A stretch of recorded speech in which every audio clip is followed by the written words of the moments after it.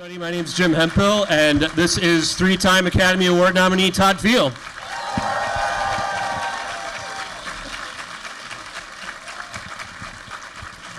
So, just out of curiosity, how many people here were seeing this for the first time tonight?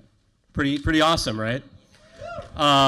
You know, I really, one of the things I really love about this movie is how right off the bat, you kind of announce to the audience that they're in for something unique with the way that you move most of the end credits up front and have the music that we don't have context for yet, and there's the text messaging that we don't have context for yet. At what point in the process did you decide you were going to open the movie that way? Was that always the intention, or is that something you came up with in post? No, it was really the first line of the script. I don't really know, I don't think I consciously knew why I was doing it, but I mean, there's all kinds of reasons. They're probably not worth talking about, Well, no, that's what we're here for. I mean, what? Okay, all right. what are some of the what are some of the reasons that go into putting all the credits up front and that you're doing that kind of bold move? Well, there's a few different very practical reasons. The first line of the script was credits one after the other, like cramped players on a stage, and it's fairly thematically with the film is this idea that it takes a lot of people to sort of supply the power, and all of these people work very, very hard at their jobs, and just like players in an orchestra, and many of them, most of them are unsung, and we came out of the pandemic and we're all at home watching movies, and I truly resent watching a film and watching the end credits fly to the right of the screen, and I scramble for a remote trying to see if any of my friends were involved with making it, So so there was that. There was also, the very practical consideration of, much is made in the interview with Adam Gopnik about whatever her history is or whatever her constructed history is, and it was important that one of those things we have a feeling is true, because some of it's hyperbole, some of it's complete bullshit, and some of it's real, and the thing about her spending her 20s postgraduate out of Harvard, going down to the Eastern Amazon and recording, ethnographic field work is true. That she did do that, and that seemed important. And since there's so much spoken about it, and little sort of totems of that come up through the film, it was important to hear that Icaro.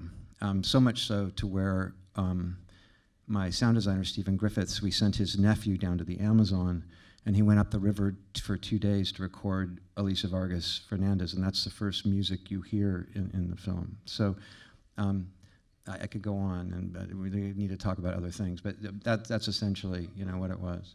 Well, you mentioning the sound design, brings up the fact that, one of the things I love about your movies, I feel like you're one of those directors who pays as much attention to sound as image. Like, I'm thinking about things like, Little Children, which I don't want to spoil anything because people might be coming back to watch that tonight, but, there's the sequence in Little Children, there's a sequence at the pool where a lot of the tension comes from the sound mix and the way you kind of bring in and out the different crowd noise, and the sense of menace kind of is very much played through the sound.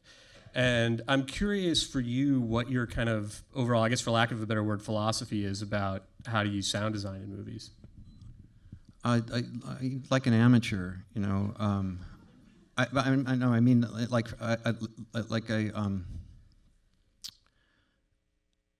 I know some incredible practitioners of that art, and I was very lucky as a young person when I was a fellow at the American Film Institute to have people in this industry open their doors and do me favors, and never make it feel like they were doing me favors. One of whom was John Resch. I don't know if any of you guys know John Resch, but John Resch is one of the great Foley artists of all time. He went to AFI. He worked at Warner's for many years. Now he's up with George Lucas up in Northern California. But John had worked on my thesis film, and he worked on all my other films. Well, on this film, we were in a bubble, and we were out in the middle of Scotland in a 15th century nunnery, Monica Willie and I, and our team. And so we had a lot of time, and so I would, John, one of the things that he made me do in film school, which he said, I'll help you out, but you need to learn how to do this. So he'd bring me into the Foley pits. He would make me shoot sound. And there was such an incredible satisfaction in having an attachment to every sound that's in your film. And I never really wanted to give that up. So I kept working the same way. And on this, Mona and I shot most of the sound in Scotland, a great deal of the sound. And we would send it back to Stephen and back and forth. And but obviously, for all kinds of reasons, mainly that this main character is attenuated, highly attenuated to sound. She has misophonia and kinophonia, which is why she's bothered by motions and repetitive things. So it was there was a lot of intent behind every single sound in the film. There's no room tone. We're not pushing air through the speakers or anything. Every single thing, and also Roland Winky, our production sound designer, as Deb Adair, our re-recording mixer, would tell you, just did the most exquisite job in terms of production sound with deck of trees and 60 microphones everywhere, and it's a very, very complex mix. Well, yeah, I mean, that intention behind every sound you're mentioning, that's something that's very clear, and it's another thing I like about you as a director is I feel like all of your compositions and the way you cut together your scenes, it's all very precise, and there's always a reason behind it. Like, you don't really do the thing that a lot of directors do where you kind of conventionally cover a scene. I mean, there are a lot of scenes in this movie, like I'm thinking about the scene where she sort of gives Sebastian his walking papers, and you don't really cut. It's just kind of all from this one angle. And I'm curious with scenes like that, or scene where the board is talking to her about her becoming toxic, where you don't cut to kind of conventional coverage. Is that the part of the game plan and the intention from the beginning, or do you shoot the coverage and then decide not to use it in editing? No, I don't really shoot much coverage. I like to rehearse a lot, and most of that rehearsal, with actors of this caliber, that rehearsal is really about talking. You talk a lot, and then I typically start the day, unless it's something very involved, like the Juilliard thing where we went in and Cate and I rehearsed for a couple of days together, full rehearsal. Mostly we start the first part of the day. The crew's just having coffee for an hour and a half, and you're working it out. And then you say, okay, all right, how does it, where should the camera be? For instance, that scene, the Sebastian scene, that's Alan Corduner. He's one of my favorite actors. He worked with Mike Leigh in Topsy Turvy. You may have remembered him from that with Jim Broadbent. Great stage actor from London, dear friend. And you watch that scene and you keep thinking, okay, what should I do? Should I cover it? Should I see his eyes? Should I see how nervous he is? But really, it's a fairly, we have basically 4 points of view in the film. Most of them are objective, loosely speaking, whatever that means. But mainly, where would it be the most uncomfortable place to watch that scene? And that would be if you were standing on the other end of that room going, oh shit, don't do it, don't do that, right? And so it was clear after watching them rehearse, like, okay, that's where the camera has to be. So there's a little move at the beginning, but mostly it's just observed. It's a fact, that's it. So it sounds to me, if I'm correct, you're not the kind of director who necessarily is storyboarding or planning these shots ahead of time. It's something that more you're sort of responding to what the actors are doing on the day and working it out that way, or? Well, it depends. I mean, of course you have to storyboard things. I think Ray Harvey, are you out here somewhere, Ray? There he is. Ray Harvey, one of the greatest storyboard artists, living storyboard artists, one of the great, great, great talents.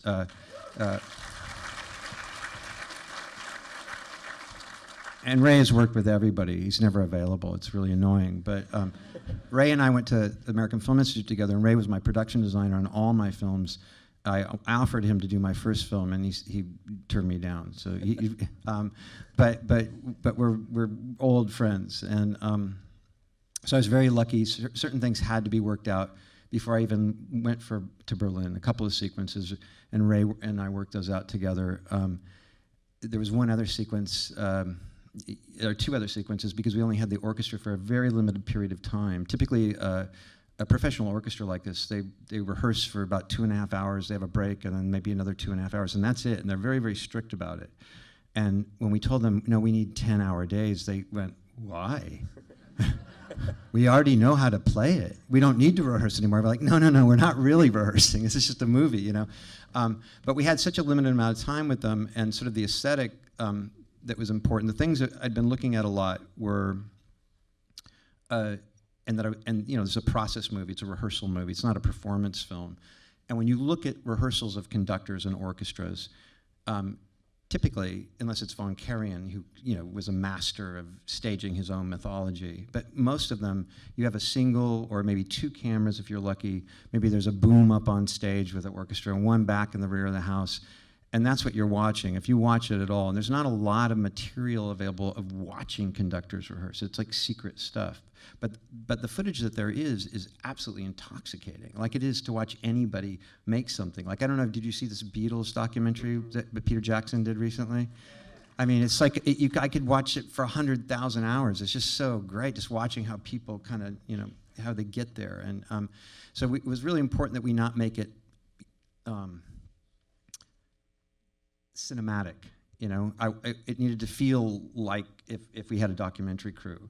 But easier said than done, because we had very, very few days, and we had to accomplish things, and the camera had to be in certain places at certain times. So, like the very first day, we had to do 95 camera setups. I've never done 95 camera setups in my life, and that took a tremendous amount of planning, and obviously storyboards that Ray wasn't available for. But.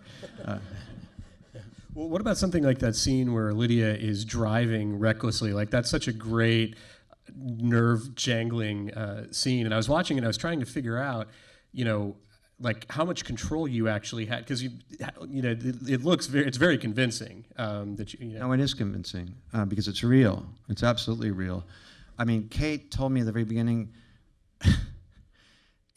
she said, I like to drive really fast. I said, yeah, okay. And she said, and I'm really good. And I said, okay, all right, okay. So I took her out on this racetrack out in Bavaria, like an hour and a half outside of Berlin. And what I did was we created, that intersection is the most famous intersection in Berlin. That's Alexanderplatz, right? There's 6 roads that feed that roundabout. And very, very dangerous, because even if you lock it down, anyone who spent time in Berlin will tell you that the cyclists they rule. And if you get too close to them or you tell them to stop, they'll hit you with a chain, So to do a lockup with your ADs is nearly impossible. I mean, it's horrifying, So we only had 2 hours to shoot that.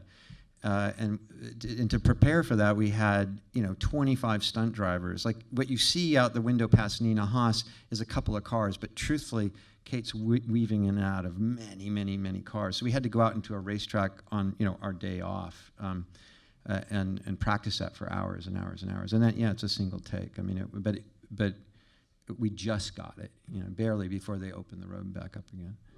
Now, you mentioned the Juilliard scene, and I guess the highest compliment I can pay you is the first time I saw the movie, I didn't even notice that it was an unbroken 10-minute or whatever it is take. I didn't notice until after I saw the movie and started reading about it.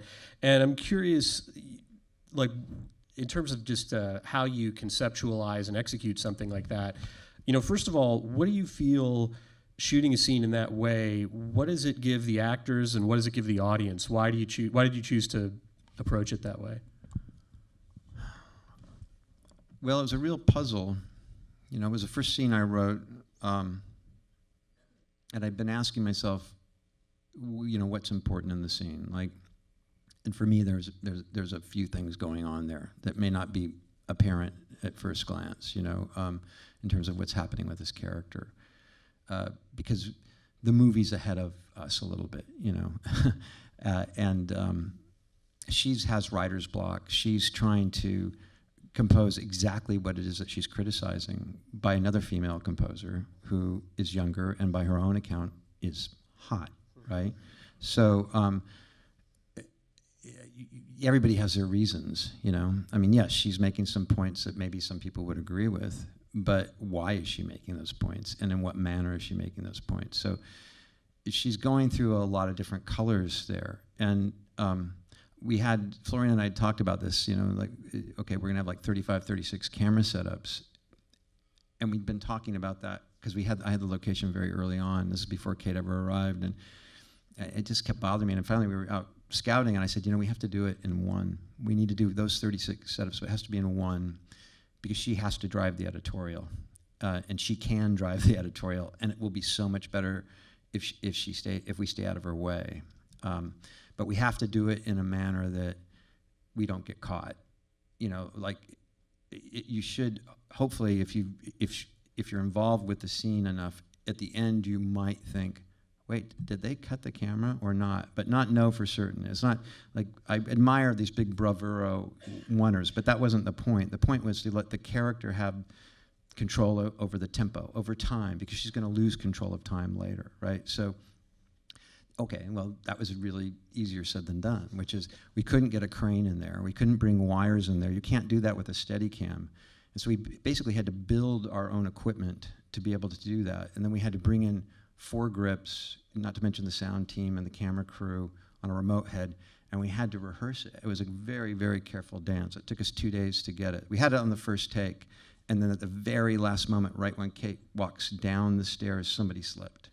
And then we chased it for 2 days. It was, yeah, but I mean, it was really mainly just so the character had a tremendous amount of agency, and also that she was in control, seemingly in control, even though she's very much not in control. You know. Well, what you're saying there kind of speaks to obviously one of the great strengths of the movie, which is Cate Blanchett's performance is incredible, and the movie's focused on this incredible character. How did her performance, and once you realized what you had in her and what she could give you, how did that inform the way you shot the movie? I mean, did your decisions, did decisions in other scenes in terms of camera movement, blocking, cutting, I mean, were they dictated kind of by what you were getting from her? There was probably a half a dozen shots that I knew for a fact, like at the script stage. Like, okay, I know I'm going to be on a 65-foot techno. I know that I'm going to do this little swivel move, and we're going to come back. And like I knew, just there were certain things that were locked. They were just facts, you know, for better or for worse. But mostly, the rules were take away her safety net and how high. Just keep pushing her as high as possible and give her nothing, like nowhere, no safety at all, you know. I didn't tell her that. You know, it was about 3 weeks into the shooting, and she said, "You don't do any coverage, do you?" I said, "No." She said, "Are you sure you don't want to do a close-up here?" I said, "No, no close-ups, no." But mostly it was driven by her, you know, or by Noémie Merlant and her, or by Nina Haas and her, or by Sophie Kauer and her, or by Julian, or you know, and again, it was just like starting the day and working through the scene, and then saying, okay, what does this scene feel like, and where does the camera want to be, as opposed to let's do 6 setups. You know, I mean, do 6 setups, yeah, the scene will work, but I'm trying to protect myself from myself, have an opinion about a point of view at origin as opposed to in post, you know? Yeah, well, I think that it gives the movie a confidence that you kind of subconsciously feel as an audience. I mean, another thing I really like about this movie is I felt like within 10 or 15 minutes, I just sat back in my chair and relaxed because I was like, okay, I'm in good hands. Like, this guy knows what he's doing and knows what he's trying to do. And I find it interesting, that idea you were saying about the movie getting ahead of the audience a little bit, because that's another thing I love about it, is that it does get ahead of you, and it's why it rewards repeat viewings. But is that something that was challenging in the editing process, figuring out how far ahead to let the movie get?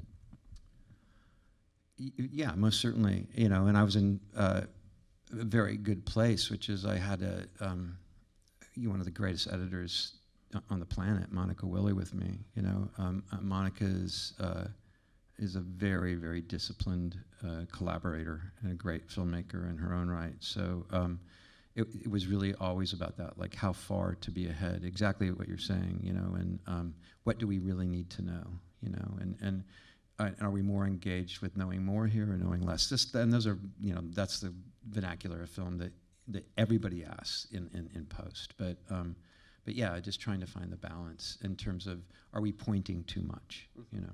Well, and when it's the two of you in this nunnery or whatever, editing this thing, how do you sort of retain your objectivity about what the audience, how the audience is going to react to this movie? You know what I mean? It's a good question. I mean, again, like Mona's from Vienna and I'm from here, so we drive on the right side of the road. You know, so we had no car, and so we had the North Sea, we had sheep being born, and we had some birds. You know, and it was like, you know, those were the only concerns in terms of going outside and shooting sound. But Mona would run 5 miles every morning, and I'd walk 4.5 miles every morning. And then we'd come back and sit and have coffee and say, okay, let's go through the work. And then inevitably we'd run the film down, and at the end of it we would say, how did you feel about her today? And those answers would change a lot. And then we'd say, okay, why? You know, and it was really about trying to figure out, what is, if you put it in architectural terms, the building is going to, don't get caught leaning one way or the other. You know, trying to find a place where at a certain point you say, okay, I'm feeling differently today, not because we've changed the cut, I'm feeling differently today because I had a bad night, or I'm feeling differently today because it's raining outside and I was thinking of going for a run. Trying to figure out why you were engaging with the film in a different manner as opposed to it being an editorial thing. So just to be certain that there was access points for anyone, that anyone could bring anything that they wanted to complete the film for themselves, as opposed to us, right? I think we've got time for a few audience questions, and well, there's one right here. I'll repeat the question so that people in the back can hear.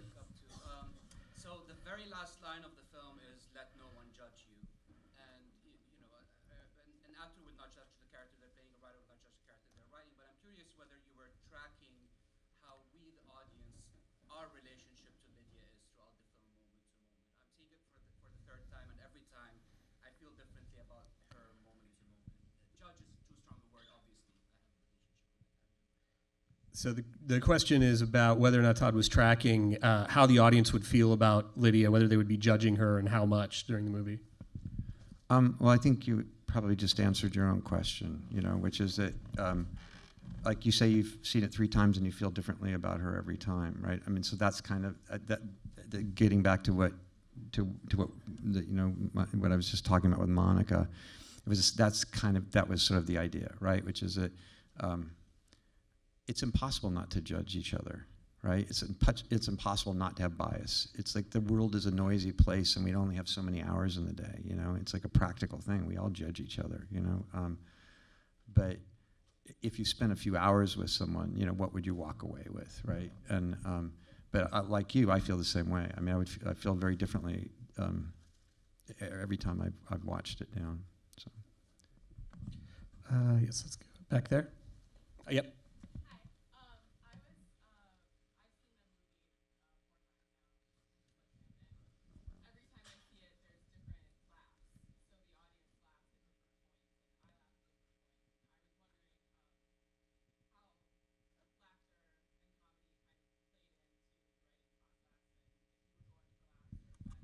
The question was about the role of humor in the movie and in the writing process.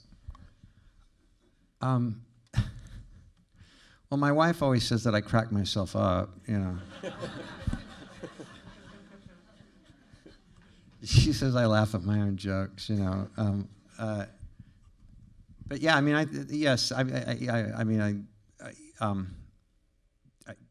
I think there's humor in the film, yeah.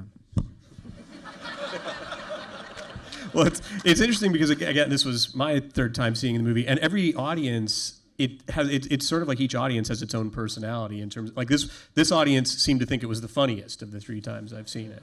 Interestingly enough, so yeah, it's different. It's I know what you mean. I've experienced the same thing. I've been in audiences and heard laughs I've never heard at a different audience before. Like I wasn't here with you guys. I didn't hear, what the response was like. But like, say, the difference between being at Venice or being in New York was just like night and day, like totally different kind of reaction to the film. All the way up in the back. There's a lot of issues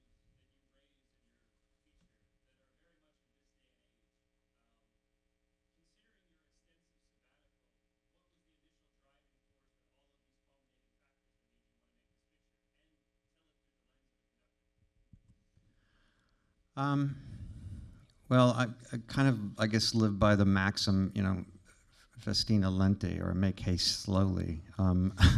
I've been thinking about this character for a long time, for many years, and most of the time, and I've been lucky enough to write a script and be paid for it. It's always based on underlying material or intellectual property, and it's sprung from another writer. And oftentimes, I end up working with those writers, and I always feel a sense of envy because inevitably they created their characters, right? And I'm the cleanup man. So I'd been thinking of her for a very, very long time. For all I knew, she was going to live out her days in a pocket notebook, and then at the very beginning of the pandemic, in March 2020, Peter Kujawski and Kiska Higgs at Focus, vaguely speaking, had this idea that they wanted to do a movie about classical music with a conductor. And okay, all right, yeah, okay, well, I have this idea, but I can't tell you what it is. And they said, okay. And they said, just write whatever you want. And no one had ever said that to me before. I remember going back to when Ray and I were at AFI. I had a teacher there, Stuart Rosenberg, wonderful director. He directed Cool Hand Luke, amongst other films. And we had him for a year. And he said to us, as people do, he said, all of you are complaining, because we were all in our 20s, you're all complaining. And he said, but this is going to be the happiest you are and the freest you are, and you can write anything you want, And of course he was right, So that was the first time I'd actually ever been able to write anything that I wanted to do, because I have a large family and I don't have a large bank account. So, so to be able to take this character and put her in there was a perfect situation, because I wanted to be able to examine power. How does power work? Doesn't matter who holds the ring. Inevitably, they become Gollum. And why do people fight for it? And how do people benefit from it? How does their partner benefit from it? How do the people that work from her benefit it? How do they ignore her behavior because it suits them, and they get, they benefit from it. Period. So to have a structure that's so clear in a frame, which is an orchestra, it's a triangle. She's sitting at the top of it or standing at the top of it, and the lines of power are drawn very clearly. So it's just a very, very simple way to look at it. And then as I got further into it, especially when I started talking to John Mauceri, I don't know if any of you guys know John Mauceri. Do you know John? Anybody? John was Leonard Bernstein's assistant for like 15 years, and John's written several books, which I highly recommend. A really incredible writer, and educator and advocate for concert music, and had conducted the Hollywood Bowl for many years for the LA Phil. So he'd been around films, so I could ask him all kinds of questions. And the deeper I got into it, because I'm a jazz guy, I had no idea what this milieu was like, and I realized the levels of power in within a large orchestra, and the rules and mores are very different, very much like academia. The arts inform our culture, but they're outside of our culture. Just like the university system they have their own rules and their own sort of ways of functioning. They're outside of life, but they inform life. So just what is the arcana of that? Where does that come from? And mostly it comes from white patriarchal power, and that's sort of the gold standard, because and that's what this character is striving for. She says that very clearly in the beginning. She kind of poo-poos all these contemporaries of hers, which is absurd, because if you look at the state of classical music right now, we still haven't had one female conductor at one of the big 5 orchestras in America, and there's never been a chief conductor of any major German orchestra ever. So when I was preparing this, we worked with the Dresden Philharmonic, a wonderful, wonderful group of players, and I wanted to cast the supporting roles as orchestra members if possible. And I thought maybe a couple people might be willing to do it.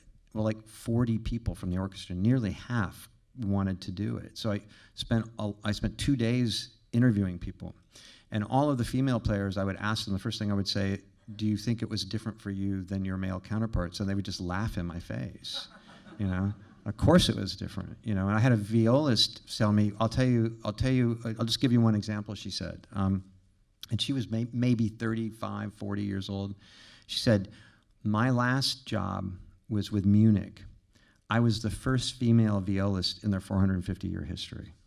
That's today, you know. So, I mean, that way, this is very much a fairy tale, you know. You know, you mentioning that focus sort of said, you know, go write what you want, and how liberating that was. But is there also sort of, do you have any, I guess, like neurotic crises of confidence when you're writing an original with that kind of freedom? Because, you know, if you're adapting In the Bedroom or Little Children, you always have your kind of initial reaction to the book to go on. Like, you know that those are great stories. Is there any way harder in writing an original with that kind of freedom? I don't know. I'm about to find out because I'm starting another original script now, and I'm kind of feeling, I'm kind of asking myself that question. But no, in this case, it was very, very easy. Like I said, I really envied all my fiction friends. Like, I envied John Franzen, I envied Tom Perrotta, I envied Andre Dubus III. I envied all these people that I worked with who could sit down and world build. You know, it's just an incredible feeling to be able to do that. But also, again, it was the beginning of the lockdown, and it seemed kind of like short beer. Like, here I was, like, somebody's crazy enough to write me a check to write something. I didn't even think there was going to be movie theaters on the other side, you know? I mean, we were all wearing hazmat stuff. You guys remember what it was like.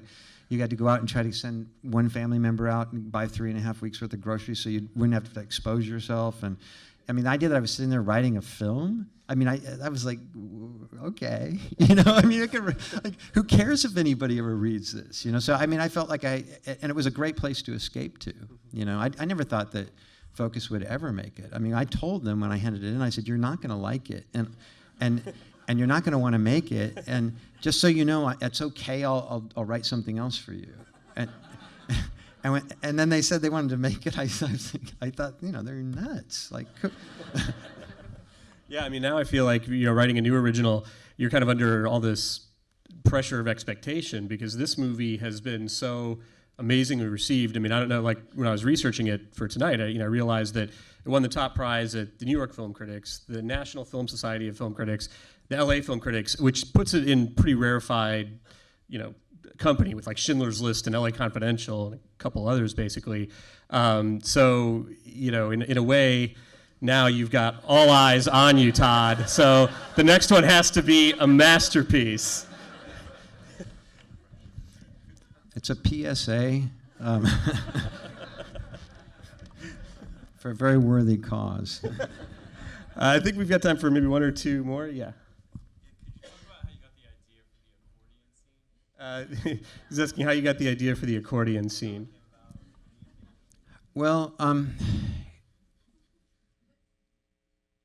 I'd found this little house. You know, I couldn't scout. So I was on Google Map flying around Staten Island, and I found this little house next to what would have been Fresh Kills, you know, the largest. It's all been reclaimed. It's a beautiful place now, but at one time it was the largest landfill on planet Earth. And I thought, okay, that's where she would have grown up. You know, you want to get away from that pretty badly, you know. But that area was settled by a lot of immigrants from Eastern European immigrants, and many of them played the accordion. And I thought she should have some entry point into music that perhaps is not too related to concert music. You know, so if you look carefully when she goes back to her childhood room, you'll see like a picture of Cate holding an accordion, you know, as a child. Yeah, I shouldn't tell these stories. It's really dangerous anecdotes. You know, I'll tell you it. So, so you know, there's this, you know, obviously it's a turning point with her. You know, she's lost everything. The neighbors come over and ask her to, you know, turn the music down, literally. And I was always trying to figure out what this bridge would be, you know. And I had 100 different things that I tried to figure out what's that bridge going to be for her, you know. That wasn't one of them. I had mentioned to my first AD and co-producer, Sebastian Farbrix, who's from Berlin and who I've worked with in advertising for 15 years all over the planet. And he's a highly serious, detailed artist. I must have mentioned early on, like, you know, let's get some accordion lessons for Cate, you know, and let's get an accordion. I don't know, let's just have it around. I'd totally forgotten about it. And then that day, when we were about relief, all of a sudden he came up to me and he said, "The accordion teacher is here." And I said, "What?" He said, you asked back in June for an accordion teacher." I said, "It's November." And he said, "Well, she's here."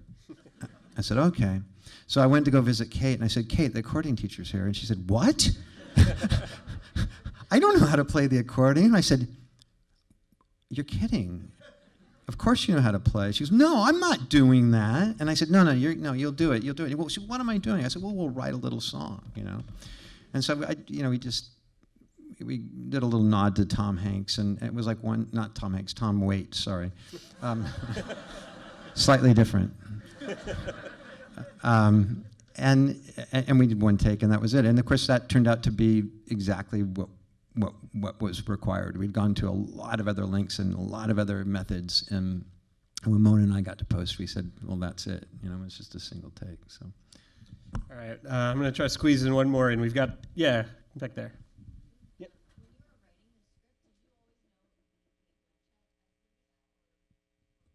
Did you always know it was going to be Cate Blanchett? Yeah, I always knew it would be Cate. I didn't, I've never written for an actor before.